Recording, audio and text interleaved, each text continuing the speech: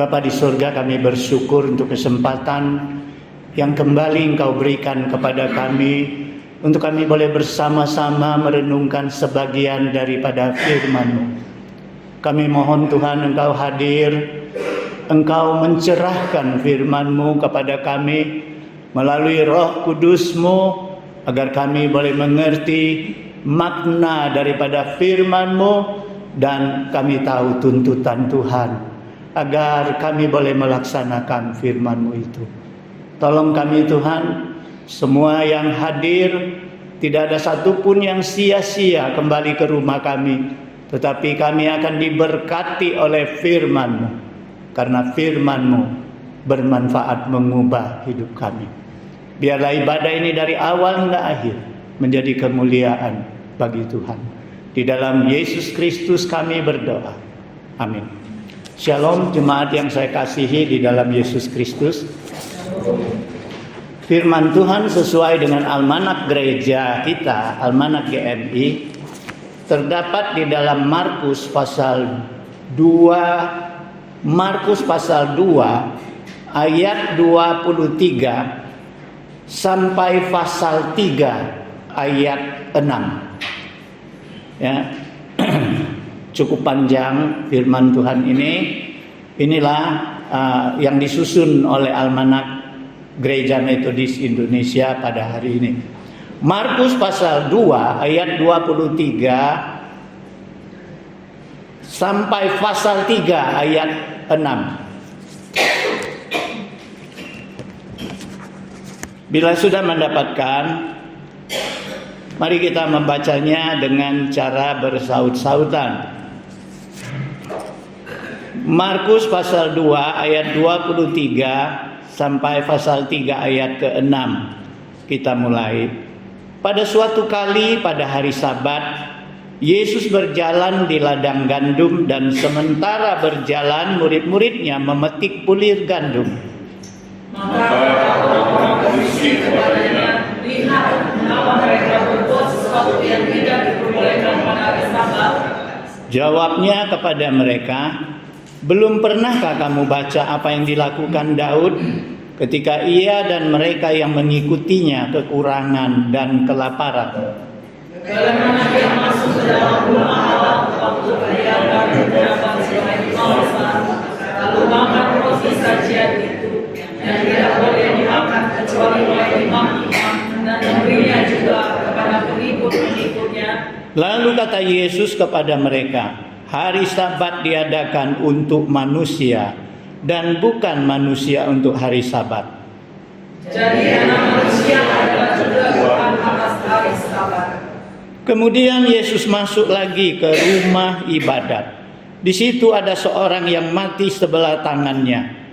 Mereka mengamat-amati Yesus, kalau tidak menemukan orang itu pada hari Sabat, supaya mereka dapat mempersalahkan dia. Kata Yesus kepada orang yang mati sebelah tangannya itu, "Mari, berdirilah di tengah." Kemudian katanya kepada mereka, "Manakah yang diperbolehkan pada hari Sabat, berbuat baik atau berbuat jahat, menyelamatkan nyawa orang atau membunuh orang?" Tetapi mereka itu diam saja. Ia berduka cita karena kedegilan mereka, dan dengan marah ia memandang sekelilingnya kepada mereka. Lalu ia berkata kepada orang itu, "Ulurkanlah tanganmu." Dan ia mengulurkannya, maka sembuhlah tangannya itu. Kita baca bersama ayat ke-6. Lalu keluarlah orang Farisi dan segera bersekongkol dengan orang-orang Herodian untuk membunuh dia. Jemaat yang saya kasihi di dalam Yesus Kristus, di dalam firman Tuhan yang kita baca hari ini, kita melihat ada dua perikop. Ya. Kedua perikop ini sama-sama menyangkut tentang hari Sabat. Saudara sekalian, di dalam kedua perikop ini Yesus dipersalahkan. Padahal yang Yesus lakukan bukan kejahatan, tetapi kebaikan. Yang pertama, Yesus disalahkan karena tidak melarang murid-muridnya untuk memetik bulir gandum di ladang orang lain yang mereka lewati. Nah, saudara sekalian, kalau menurut Taurat, memetik bulir gandum di ladang orang lain itu diizinkan, ya. Di dalam Ulangan pasal 23 ayat 25 berkata demikian. Ini Taurat yang mengatakan, apabila engkau melalui ladang gandum sesamamu yang belum dituai, engkau boleh memetik bulir-bulirnya dengan tanganmu, tetapi sabit tidak boleh kau ayunkan kepada gandum sesamamu itu. Nah, saudara sekalian, alasan apa murid-murid memetik gandum sehingga Yesus tidak menegur? Karena pada saat itu Yesus melihat murid-muridnya sedang kelaparan. Mereka harus menuju ke bait Allah, mereka harus menuju ke rumah Tuhan untuk ibadah. Tetapi di tengah jalan mereka kelaparan, mereka lemas. Yesus mengizinkan mereka memetik bulir gandum itu tidak melanggar hukum Taurat. Asal jangan pakai sabit. Ya, kalau pakai sabit mau habisin namanya, ya. Kalau memetik bulir itu, menggusalnya dengan tangan kemudian makan, sekedar untuk mengganjal untuk kelaparan itu diizinkan. Tetapi kenapa Yesus dipersalahkan? Karena Yesus membiarkan muridnya memetik gandum itu pada hari Sabat. Karena hari itu hari Sabat. Saudara sekalian, yang kedua, ketika Yesus masuk lagi ke rumah ibadah, di situ Yesus menyembuhkan seorang yang tangan kanannya, menurut Lukas, tangannya, sebelah tangannya mati sebelah. Yesus sembuhkan. Yesus kembali dipersalahkan. Kenapa? Karena itu hari Sabat. Nah, saudara sekalian, bukan satu kali itu, bukan kedua kali itu saja Yesus disalahkan. Yesus berulang kali dipersalahkan, saudara sekalian. Ketika Yesus melakukan kebaikan pada hari Sabat. Di dalam Yohanes pasal 5 ayat 1 hingga 7, Yesus dipersalahkan karena menyembuhkan seorang yang lumpuh sudah 30 tahun berbaring di pinggir kolam Bethesda. Orang ini 38 tahun menderita lumpuh. Tidak ada orang bisa membantu dia untuk membawa dia dan memandikan dia di kolam Bethesda ketika air itu bergoncang. Karena kalau air itu bergoncang, siapa yang duluan masuk ke kolam Bethesda dia akan sembuh. Sakit apapun akan sembuh. Nah, tetapi orang ini tidak berdaya. 38 tahun, entah berapa tahun dia berbaring di pinggir kolam Bethesda, tetapi dia tidak juga sembuh. Dan Yesus sembuhkan dia. Dan hari itu tepat hari Sabat. Yesus dipersalahkan. Yesus juga dipersalahkan di dalam Yohanes pasal 9 mencatat Yesus menyembuhkan seorang yang buta sejak lahir. Bayangkan saudara sekalian, sejak lahir dia tidak melihat cahaya terang. Sejak lahir dia tidak bisa melihat apa-apa. Yesus menyembuhkan dia pada hari Sabat. Yesus kembali dipersalahkan. Kemudian Lukas mencatat pada hari Sabat Yesus juga menyembuhkan seorang yang bungkuk punggungnya. Dan dia sudah 18 tahun menderita penyakit itu. Karena apa dia bungkuk? Karena dirasuk oleh setan. Saudara sekalian, saya pernah lihat ini ada videonya ya, ada videonya. Orang ini bungkuk bukan sekedar bungkuk biasa ya. Dia bungkuk kepalanya hampir sampai ke lantai. Bayangkan kalau bungkuknya sampai seperti itu, betapa menderitanya orang ini. Saudara sekalian, 18 tahun dia menderita. Yesus sembuhkan pada hari Sabat. Yesus dipersalahkan. Nah, saudara sekalian, memang ada apa dengan hari Sabat?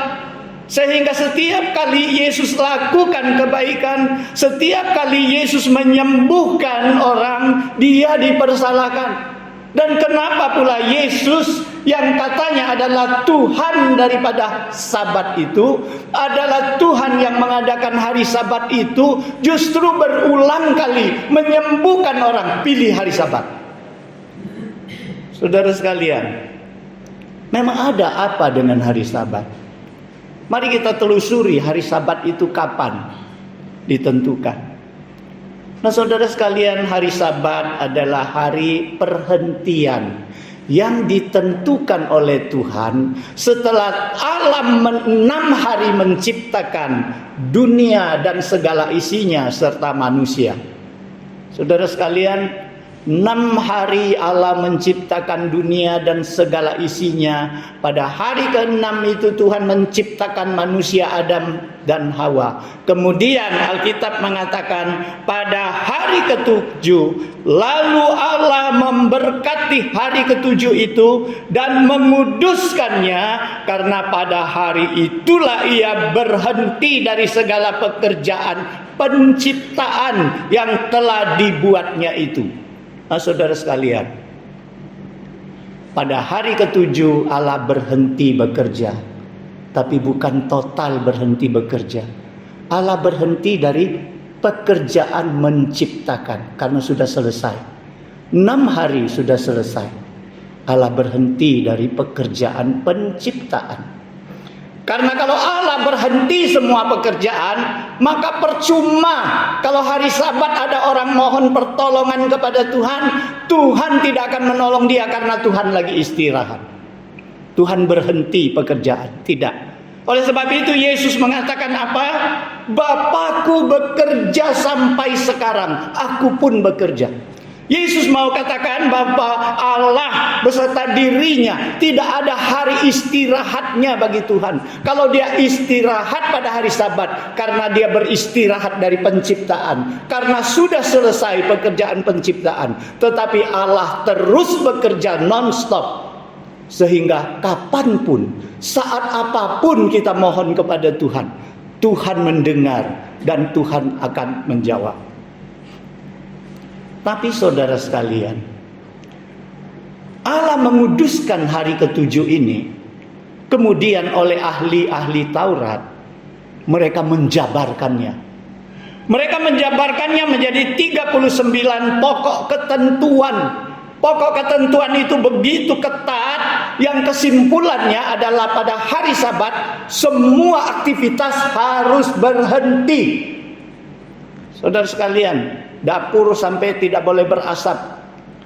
Masih banyak lagi ketentuan-ketentuan. Dan ketentuan-ketentuan ini menjadi suatu ketentuan yang ketat, yang dibuat oleh ahli-ahli hukum, oleh ahli-ahli Taurat, oleh orang-orang Farisi ini. Sehingga peraturan-peraturan ini menjadi suatu peraturan yang mengikat orang percaya.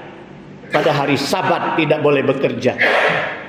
Bukan saja manusia, hewan pun nggak boleh bekerja. Jadi saya coba membuka 10 hukum Allah. Karena kuduskanlah hari Sabat ini ditempatkan oleh Allah dalam 10 hukum itu. Salah satu hukum itu adalah kuduskanlah hari Sabat. Dan kita lihat apa yang dikatakan di situ. Kuduskanlah hari Sabat. 6 hari lamanya engkau akan bekerja dan melakukan segala pekerjaanmu. Tetapi hari ke-7 adalah hari Sabat Tuhan Allahmu. Maka jangan melakukan sesuatu pekerjaan. Dengan catatan digariskan dulu. Jangan melakukan sesuatu pekerjaan. Engkau ataupun anakmu laki-laki atau anakmu perempuan, atau hambamu laki-laki atau hambamu perempuan, atau hewanmu atau orang asing yang ada di tempat kediamanmu. Jadi saya ingin menyelidiki apa artinya yang kita garis bawahi tadi. Saudara sekalian, berhenti dari sesuatu pekerjaan. Nah, saudara sekalian, saya punya kesan seperti ini. Kalau Tuhan menempatkan hukum kuduskan hari Sabat itu dalam 10 hukum Allah, Berarti peraturan itu, hukum itu terikat daripada 10 hukum ini. Ketika Yesus ditanya oleh ahli Taurat, apa hukum yang terpenting? Yesus simpulkan 10 hukum itu apa? Kasihilah Allahmu dengan segenap hatimu, segenap kekuatanmu, segenap akal budimu, dan kasihilah sesamamu manusia seperti dirimu sendiri. Itulah intisari daripada 10 hukum itu. Kalau kuduskan hari Sabat di dalam hukum itu, maka intinya pekerjaan yang tidak boleh dikerjakan itu adalah pekerjaan yang tidak mengasihi Allah, yang tidak mengasihi sesama. Itu yang tidak boleh dikerjakan. Itulah maksud Tuhan menentukan kuduskanlah hari Sabat. Bukan semua pekerjaan tidak boleh dikerjakan. Pekerjaan yang melanggar 10 hukum Allah itu jangan dikerjakan. Itu sebabnya saya pikir kenapa Yesus ini berulang kali kayaknya sengaja. Sudah tahu hari Sabat tidak boleh bekerja, tapi justru hari Sabat dia sembuhkan ini, dia sembuhkan ini, dia sembuhkan ini. Dia izinkan muridnya memetik gandum pada hari Sabat. Saudara sekalian, seolah-olah Yesus ingin meniadakan peraturan hukum Sabat itu. Padahal Yesus katakan, Anak manusia adalah Tuhan dari hukum Sabat itu. Yesus katakan hukum Sabat itu diadakan untuk manusia, bukan manusia untuk hari Sabat. Kenapa Yesus katakan demikian? Karena Allah ketika menciptakan dunia ini, Allah menciptakan manusia terlebih dahulu, baru Allah menentukan hari Sabat untuk dikerjakan oleh manusia. Nah, saudara sekalian, dengan perkataan ini sebenarnya Yesus ingin mengatakan bahwa kalau aku Tuhan daripada hukum Sabat, maka kalian sebagai anak-anakku harus menjadi tuan dari hari Sabat itu. Kalian harus menguasai hari Sabat itu, bukan dikuasai oleh hari Sabat itu. Saudara sekalian, inilah pelajaran tentang hari Sabat. Dan Yesus di dalam Matius pasal 12 ayat 7 dan 8 di situ menekankan, yang aku kehendaki ialah belas kasihan, bukan persembahan. Nah, saudara sekalian, Yesus di dalam berdebat dengan orang Farisi, ketika dia dipersalahkan, Yesus mengungkapkan alasan-alasan, dalil-dalilnya. Ketika Yesus dikritik tidak mencegah muridnya memetik gandum, Yesus katakan apa? Kamu nggak pernah baca sejarahnya Daud.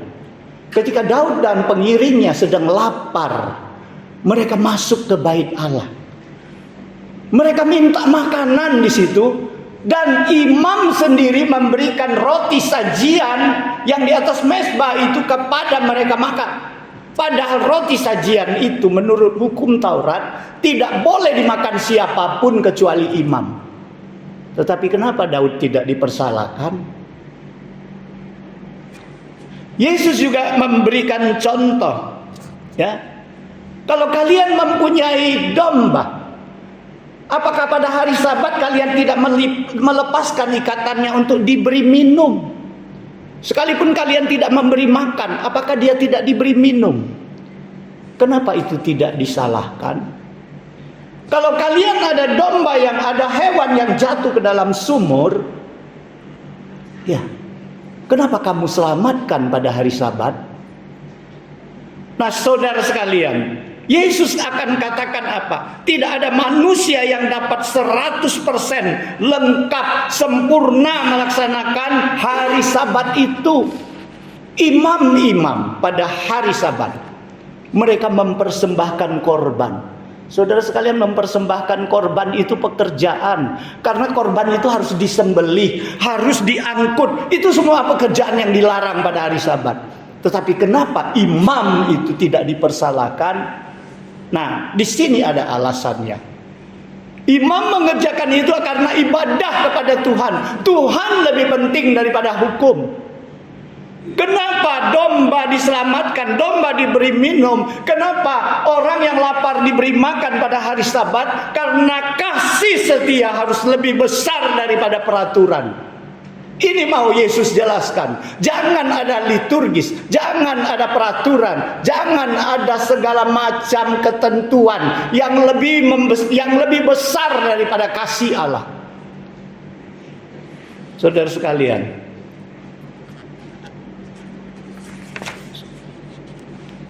kuduskanlah hari Sabat. Bukan berarti hari Sabat jangan berbuat apa-apa. Karena hari Sabat itu kudus, jadi kita tidak boleh berbuat apa-apa. Melainkan, jadikanlah hari Sabat itu hari spesial. Itu yang saya anggap arti daripada kuduskan itu adalah Tuhan mau kita kuduskan, spesialkan hari ini. Spesialkan, khususkan hari ini. Beda dengan hari yang lain. Khususkan untuk apa? Nah, saudara sekalian, makna daripada hari Sabat, 6 hari kita menikmati ciptaan Allah.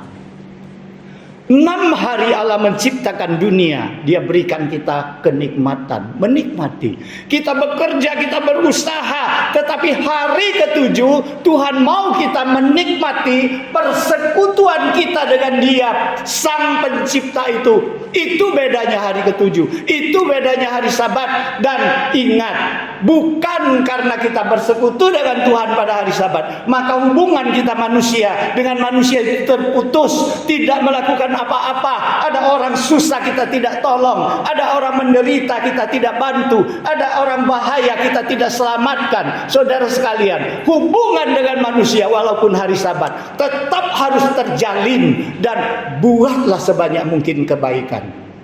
Itulah yang mau Tuhan tekankan kepada kita.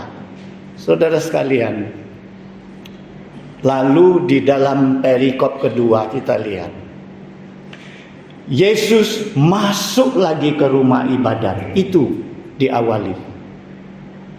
Berarti Yesus bukan sekali beribadah di rumah ibadat. Yesus masuk lagi ke rumah ibadat.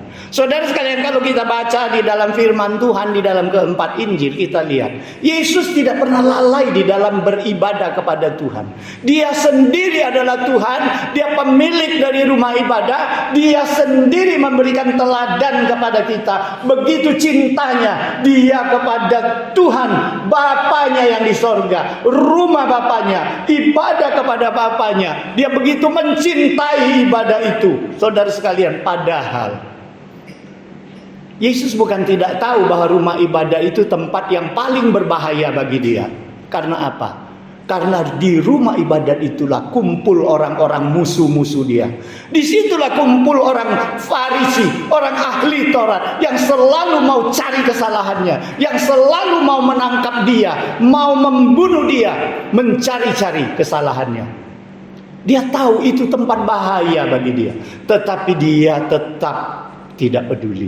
Hatinya, semangatnya tetap menggebu-gebu untuk beribadah. Inilah contohnya untuk kita, saudara sekalian. Sampai di mana menggebunya semangat kita untuk ibadah? Beberapa hari yang lalu waktu saya siapkan khotbah ini, sayang ya, kemarin saya minta sama Mami. Mama, itu ada TikTok yang Mama buka, Papa dengar yang Papa komentari itu. Masih ada dah? Oh, sudah dihapus katanya. Tapi saya masih ada ingat. Saudara sekalian, Mami buka TikTok waktu saya siap khotbah. Saya dengar ada seorang pengkhotbah perempuan. Hebat sekali khotbahnya, membakar semangat. Apa yang dia katakan? Kita beriman bukan berarti kita rajin beribadah. Kita beriman adalah karena seperti ini. Dia tekankan, bukannya kita rajin beribadah. Saudara sekalian, waktu itu saya menggebu juga hati saya, bergelora juga mendengarnya. Hebat khotbahnya ini.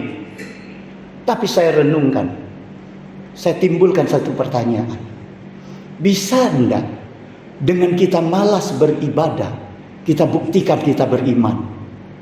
Bisa enggak? Kalau kita mengatakan kita beriman, bisa enggak kita tidak beribadah? Kalau saya tanyakan dengan khotbah itu, saya rasa dia harus pikir-pikir panjang untuk jawabnya. Nah, saudara sekalian, Ibadah sangat penting. Ibadah adalah suatu buah yang dihasilkan dari pertobatan. Bagaimana cinta kita kepada Tuhan sehingga kita juga mencinta rumah ibadahnya. Karena Tuhan adalah Tuhan di dalam rumah ibadahnya. Tuhan ada di gereja ini. Saudara sekalian,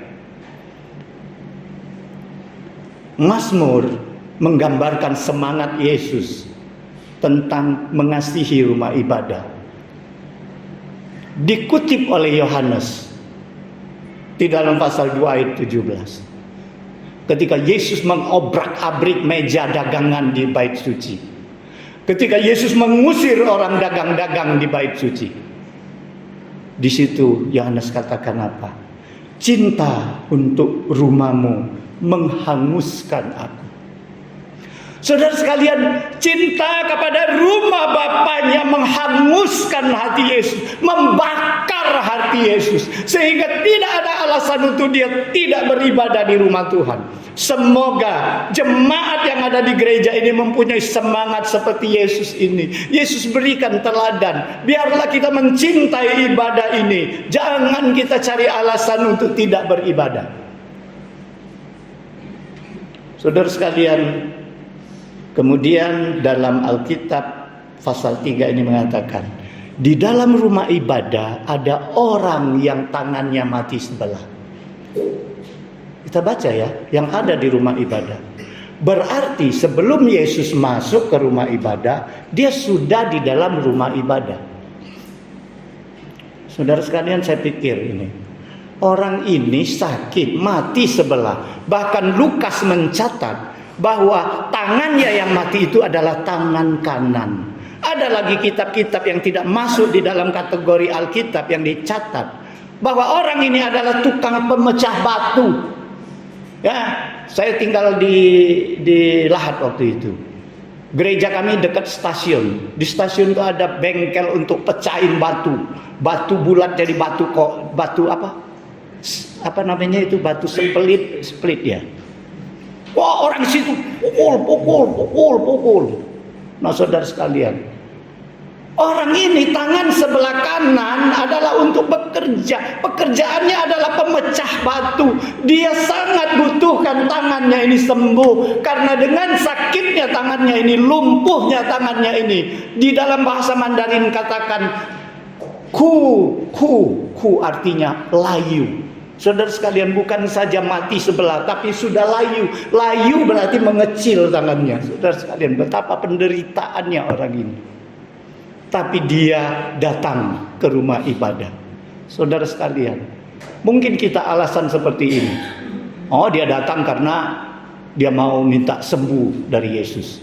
Karena dia tahu Yesus bakal masuk ke sana. Makanya dia datang. Kalau hari biasa nggak ada Yesus, mungkin saja dia tidak datang. Saya punya tanggapan seperti itu semula.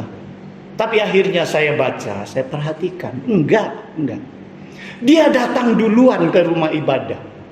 Sekalipun dia tahu Yesus bakal datang, dia harusnya bukan di rumah ibadah minta tolong. Karena di dalam rumah ibadah itu orang beribadah. Tidak mungkin mencegat orang beribadah. Stop dulu, aku nak minta tolong dengan Yesus. Enggak. Kalau dia mau cegat Yesus, dia pasti tunggu Yesus keluar dari rumah ibadah. Dia cegat di pintunya. Harusnya seperti itu.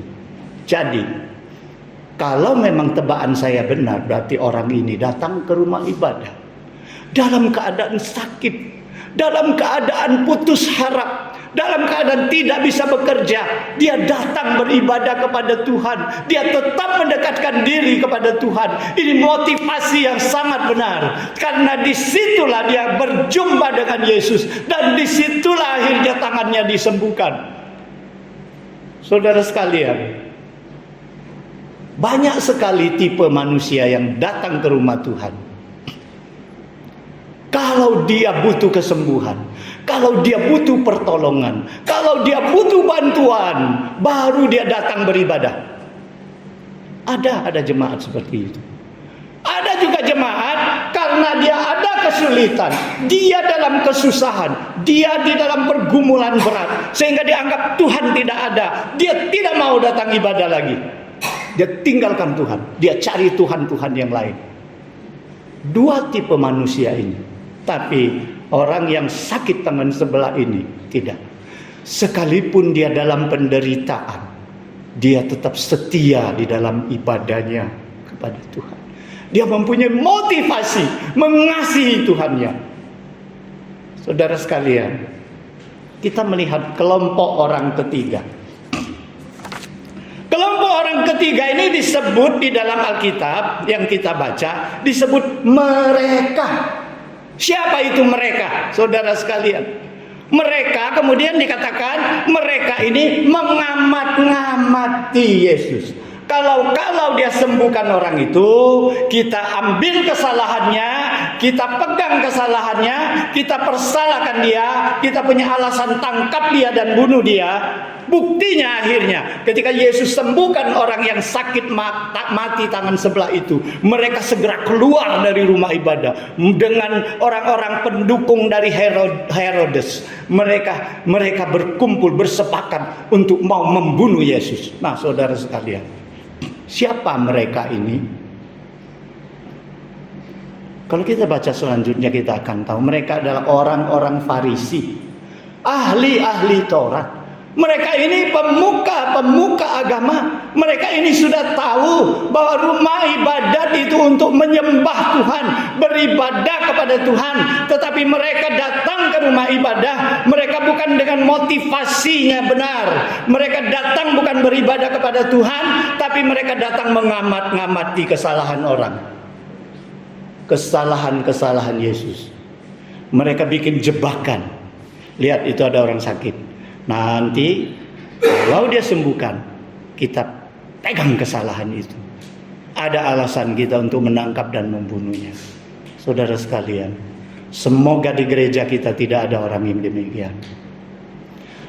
Semoga tidak ada orang yang datang ke gereja hanya mencari kesalahan-kesalahan orang. Karena tidak ada orang yang tidak pernah bersalah. Kalau kita cari, wah, kita bisa kumpulkan sampai sebakul. Tapi kalau kita mau cari kelebihan orang, kita juga bisa kumpulkan sebakul. Saya harap jangan ada jemaat yang datang ke gereja mencari-cari kesalahan orang. Kita datang harus murni menyembah Tuhan, murni beribadah kepada Tuhan. Saudara sekalian, kita lihat kelompok orang yang keempat. Tadinya saya pikir sudah habis ya, ini tidak ada lagi tokoh-tokohnya. Tapi saya pikir nggak mungkin ya. Masa di dalam rumah ibadah cuma Yesus, orang yang sakit tangannya sebelah, sama orang Farisi dan ahli Taurat. Alangkah sepinya ya. Sepinya itu rumah ibadah itu. Enggak. Saya pikir pasti ada jemaat biasanya. Ya, jemaat yang nggak mau ikut-ikutan, tapi jemaat yang mau nonton, ikut nonton.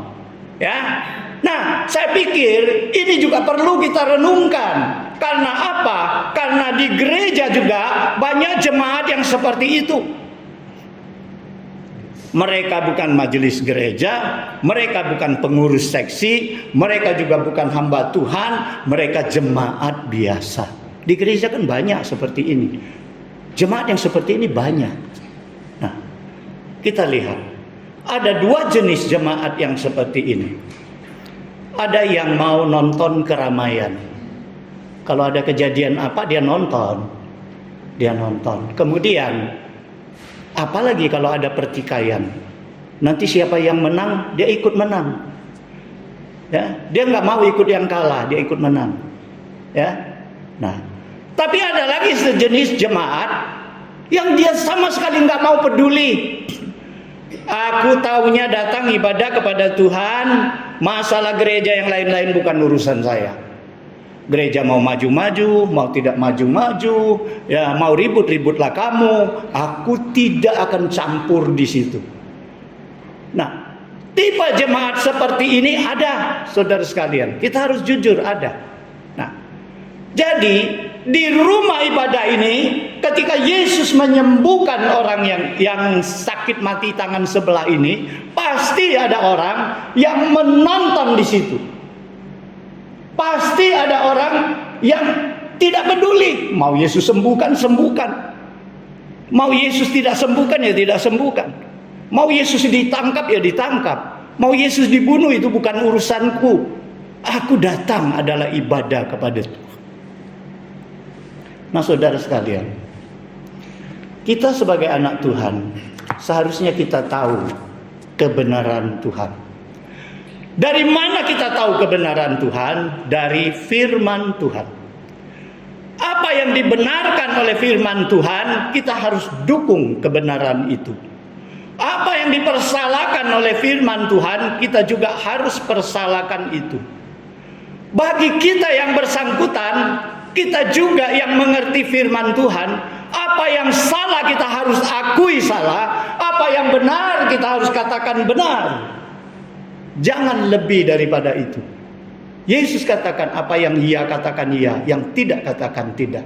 Yang lebih daripada itu adalah dosa, adalah keluar daripada iblis. Nah saudara sekalian, bila gereja kita semuanya, jemaat semuanya mempelajari firman Tuhan, maka kita akan membedakan.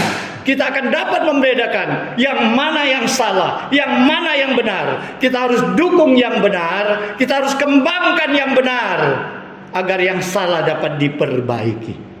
Saudara sekalian, yang salah bukan kita gusur, yang salah bukan kita pukul, yang salah kita perbaiki, yang baik kita kembangkan. Saya selalu mengharapkan gereja penuh dengan kasih Tuhan. Saya selalu merindukan, seperti Yesus katakan tadi, bagiku belas kasihan lebih daripada persembahan.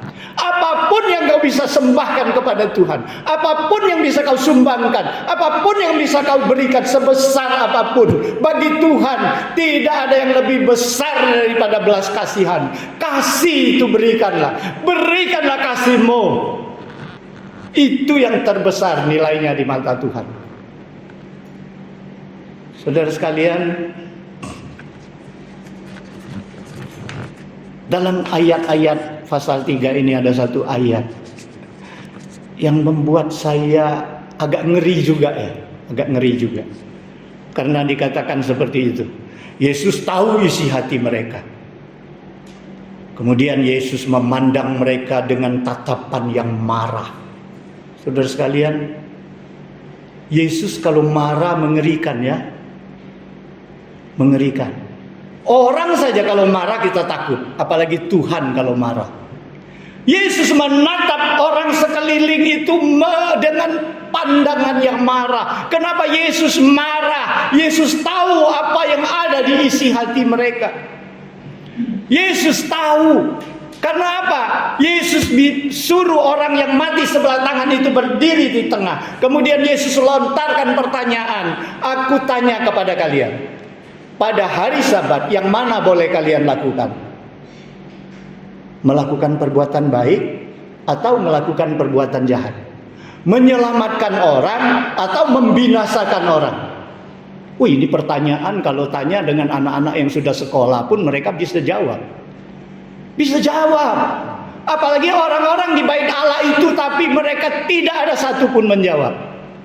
Waduh, Yesus begitu marah. Yesus menatap mereka karena mereka berdiam diri. Mereka tahu apa yang baik, mereka tidak mengakui. Mereka tahu apa yang harus menyelamatkan, mereka tidak lakukan. Mereka keraskan hati, mereka degilkan hati mereka. Yesus marah. Yesus tatap mereka dengan sinar mata marah.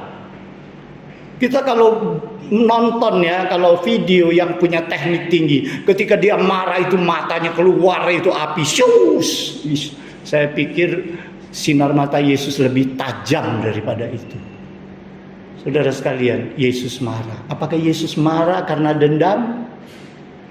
Apakah Yesus marah karena benci kepada mereka? Tidak. Coba kalian baca. Yesus sedih. Yesus menatap mereka dengan marah, tapi Yesus sedih dengan kedegilan hati mereka. Di sini mengatakan bahwa Yesus tidak ingin membunuh mereka, tapi Yesus sedih dengan kedegilan hati mereka. Kenapa mereka mengeraskan hatinya? Kenapa mereka tegarkan jiwanya? Kenapa mereka tahu yang baik tidak mau lakukan? Kenapa mereka anggap Hukum Sabat itu lebih penting daripada belas kasihan. Kenapa mereka melarang orang berbuat baik pada hari Sabat? Yesus mengatakan, hari Sabat boleh berbuat baik pada hari Sabat. Cari ayatnya, pasti ada. Boleh berbuat baik pada hari Sabat. Itu anjuran Tuhan. Jadi saudara sekalian, hari ini mata Tuhan lagi menatap kita. Apakah tatapan mata Tuhan itu punya amarah yang besar kepada kita? Atau Tuhan menatap kita itu dengan tatapan yang sejuk, menyejukkan hati kita? Kita pasti tahu. Anak-anak atau murid, saya ngajar Mandarin ya. Kalau anak-anak belajar Mandarin itu ribut, saya tatap saja dengan mata, dia langsung berhenti. Karena apa? Saya tatap dia dengan marah. Dalam sinar mata saya itu ada marah, dia langsung diam. Saudara sekalian, dari tatapan mata kita tahu apa maksud orang. Hari ini Tuhan tatap kepada kita. Tatapan mata Tuhan itu bagaimana, kita pasti tahu. Tuhan juga hari ini mengajukan pertanyaan kepada kita. Apa yang bisa dilakukan pada hari Sabat? Berbuat baik atau berbuat jahat? Menyelamatkan nyawa orang atau membinasakan nyawa orang? Pertanyaan ini diajukan kepada kita. Lantas apa jawab kita kepada Tuhan? Pasti, saya yakin pasti kita jawab, Tuhan, berbuat baik itu bagus, itu boleh. Menyelamatkan nyawa orang itu bagus, itu harus. Tapi selama kita jadi umat Tuhan, sudah berapa banyak perbuatan baik yang kita lakukan? Selama kita mengikut Tuhan, sudah berapa banyak jiwa yang kita selamatkan karena kita bawa kepada Tuhan? Saudara sekalian, ini pertanyaan ini akan menentukan bagaimana sinar mata Tuhan menatap kita. Apakah Tuhan menatap kita dengan marah atau Tuhan menatap kita dengan pujian? Saudara sekalian, semoga firman Tuhan hari ini membuat kita tahu. Karena saya mengambil tema pada akhir detik-detik tadi fajar. Pertama saya buat tema, Yesus bekerja pada hari Sabat. Itu tema yang pertama saya buat. Tapi fajar tadi ketika saya mengulangi, saya tambah tema di bawah. Apa yang harus kita buat pada hari Sabat? Hari Sabat bukan tidak berbuat sesuatu, tapi hari Sabat harus melakukan sesuatu. Apa yang itu kita lakukan? Pererat hubungan kita dengan Tuhan. Nikmati komunikasi yang akrab dengan Tuhan. Agar jiwa kita, kerohanian kita disegarkan kembali. Kemudian, lakukan sebanyak mungkin kebaikan.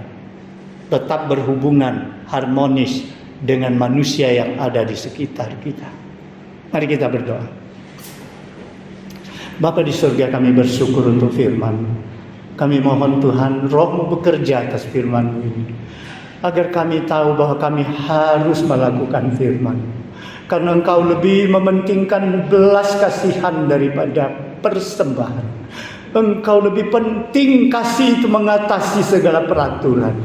Tuhan, tambahkanlah kasih-Mu kepada kami, sehingga kami dapat saling mengasihi, saling memaafkan, saling mengampuni, saling bekerja sama untuk membangun gereja-Mu ini. Karena gereja-Mu dapat dibangun hanya karena dengan kasih, hanya dengan contoh, dengan teladan yang baik. Terima kasih Tuhan. Mampukan kami untuk boleh melaksanakan firman, agar hidup kami tidak mencemarkan nama-Mu, agar hari Sabat menjadi berkat bagi kami dan bagi sesama kami. Juga hari Sabat menjadi kemuliaan bagi Tuhan. Di dalam Yesus Kristus kami berdoa. Amin.